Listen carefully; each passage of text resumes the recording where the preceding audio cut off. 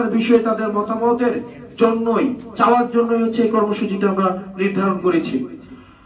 নতুন দলটি শুধুমাত্র কিছু মানুষের যেন না হয়ে যায়, এটা যেন এলিট না হয়ে যায়, এটা যেন নির্দিষ্ট এলাকার না হয়ে যায়, নির্দিষ্ট বংশের না হয়ে যায়, নির্দিষ্ট একটি পকেটের ভুক্ত না হয়ে যায়, নির্দিষ্ট শুধুমাত্র একটা কর্মীদের না হয়ে যায়, আদর্শের না হয়ে যায়, বরং এটি যেন সমাজের সকল স্তরের মানুষের কণ্ঠস্বর হয়ে সেটির জন্য আমরা প্রতিশ্রুতিবদ্ধ।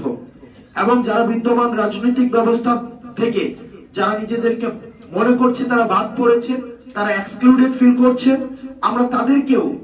আমরা তাদেরকেও প্রতিনিধিত্ব করতে চাই। আমরা সকল নাগরিকের কথা শোনার মধ্য দিয়ে একটি নতুন রাজনৈতিক সংস্কৃতি গড়ে তোলার আকাঙ্ক্ষা ধারণ করি। আমাদের মূল লক্ষ্য হচ্ছে অন্তত 1 লক্ষেরও বেশি মতামত সংগ্রহ করা, নতুন দলের জন্য নাম এবং প্রতীক প্রস্তাব দেওয়ার জন্য জনগণকে আমন্ত্রণ জানানো হয়েছে আমাদের এই কর্মসূচিতে।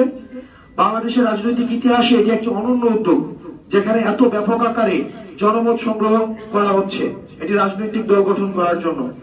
বৈষম্যবিরোধী ছাত্র আন্দোলন ও জাতীয় নাগরিক কমিটি উভয়ই জুলাই বিপ্লবের চেতনা রক্ষার জন্য স্বতন্ত্র রাজনৈতিক প্ল্যাটফর্ম হিসেবে অব্যাহত থাকবে।